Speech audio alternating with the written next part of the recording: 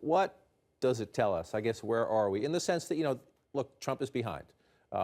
I'm going to stay till the very end in saying that even though the map looks pretty bleak in this volatile climate, I'm going to hold open the possibility of a Trump comeback because she's a flawed candidate and we have this interesting environment. But the campaign staff says, here it comes, 100 days, we're going to close with a strong argument. And then their candidate decides, before he gets to the speech and the teleprompter, to go off for 15 minutes against the media, against these women. It tells us that he can't help himself. It's something that we've known from the start of this campaign, and he's never been able to overcome this impulse to air a grievance, especially if it's something that affects him personally. You almost have to feel bad for his campaign staff because they really laid this out in a level of detail that they don't often do with his speeches. This is going to be his closing argument. He is going to define the choice in this race. And again, we talk about this a lot. Yes, he did that in a later part of the speech, but every time that the Republican nominee opens with something that is quite controversial, we have no choice but to cover that. We have to cover this, and he cannot help himself in leaving that on the cutting room floor. Just think that, personal conflicts are more interesting to voters than just watching him channel straight change. I mean, that's what reality TV is. That's the core of reality TV, is beefs and score settling. Trump likes to be compelling, so maybe because it was part of the teleprompter speech. He planned to say those things for the first 16 minutes of his speech, where he was criticizing the press and Clinton and the electoral process. So perhaps they think that conflict truly is compelling to voters.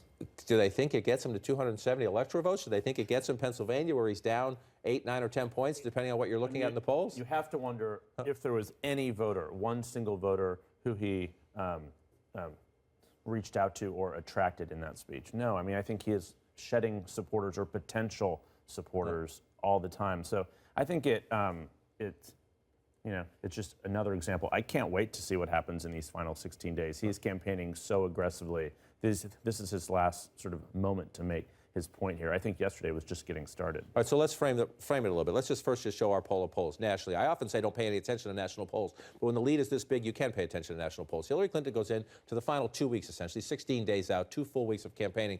Look, that's an 8-point lead nationally. That's unheard of in the last 25 years in American politics. So if Donald Trump can get that to 3 points or so, then forget the national polls, and we have to go state by state through all this. To the point you were making, he wants to talk about this media bias. He criticized this company, if you paid any attention to the news last night. AT&T is trying to buy Time Warner. They announced a merger plan yesterday. Time Warner owns CNN. Donald Trump says that won't happen if he's elected president. He'll reject that. That was part of his tirade against the media. Let's listen. The dishonest mainstream media is also part, and a major part, of this corruption. They're corrupt. They lie and fabricate stories to make a candidate that is not their preferred choice look as bad and even dangerous as possible. They're trying desperately to suppress my vote and the voice of the American people. I hope everybody watching votes. Nobody here is trying to suppress anybody's vote. I get it's a conservative stalwart, every campaign beat up on the media. But to your point, if Donald Trump, if he were president, he says win or lose, he's going to sue these women. So if he's either the president of the United States or the Republican nominee who loses an election, he's going to sue these women.